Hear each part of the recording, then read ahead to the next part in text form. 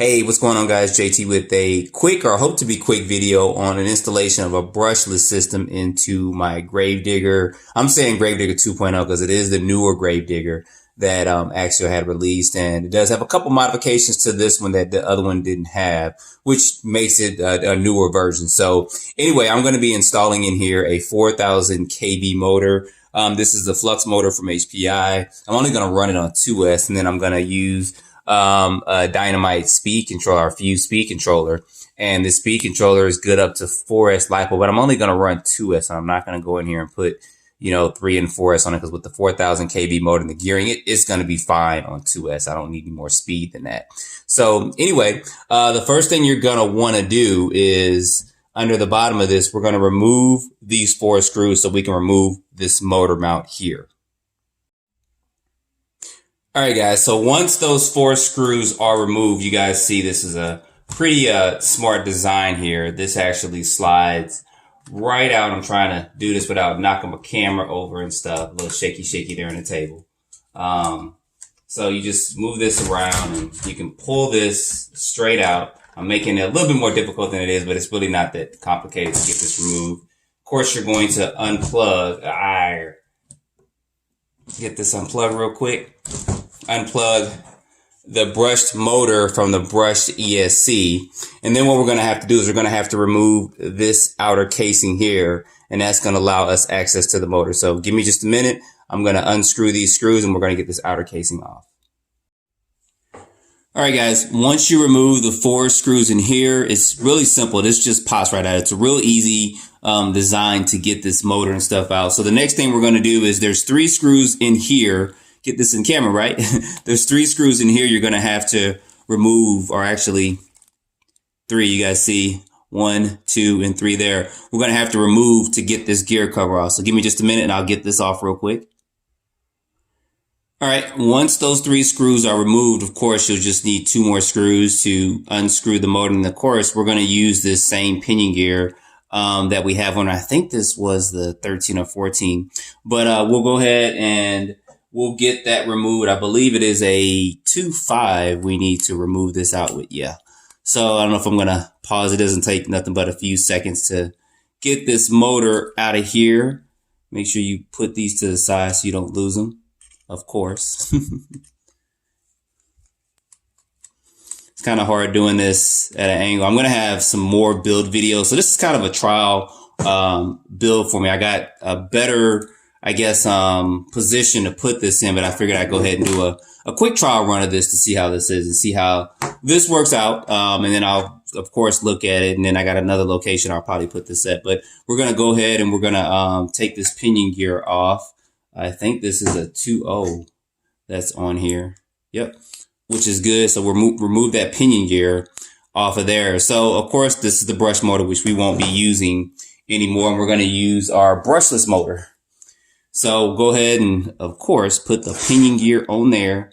Like I said, it's a 4000 kV motor that we're going to put on there. I usually don't tighten these up 100% yet until I install the motor back into the car. So I kind of know how much more. See, if I had tightened it up there, you guys see there, if that focuses in, it wouldn't be a good mesh for the pinion gear to the spur gear. You guys can see how that's kind of off there. So I'm going to make an adjustment to this. I'm going to move this pinion gear up just a little bit and put these screws in here, and we'll be back in just a minute.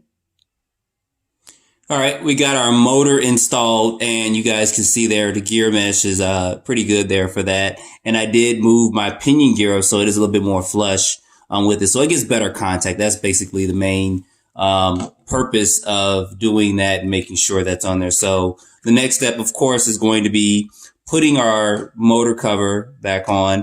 I usually don't, for an application like this, put any Loctite on the grub screw for the pinion gear. And I only not do that because this is not going to have a lot of power. It's not like I'm running an 8 scale or 7 scale car or anything larger than that. Or even a 10 scale. I'm putting a lot of brushless power through it. And the pinion gear should stay on there pretty well. I mean, if it comes loose, it's just, as you guys see, just a few minutes to take this off and get it adjusted to put that on there as well, which is no big ordeal. But for this particular thing, for this particular I guess installation, I did not use any Loctite on my pinion gear. Some people may, just like some people use the paper method to do the correct gear mesh for their pinion gear to the spurs. So I just didn't do that. So anyway, I'm going to get this installed back into this vehicle real quick. Like I said, it's just 4 screws. You just got to put this in and line it up. And there's 4 screws to screw that back in. Then we'll go ahead and put the ESC in here as well. All right, guys, we got the motor all installed and it looks all nice and pretty. Look at that black on. You guys can see that? Can we see that? No, we can see it there.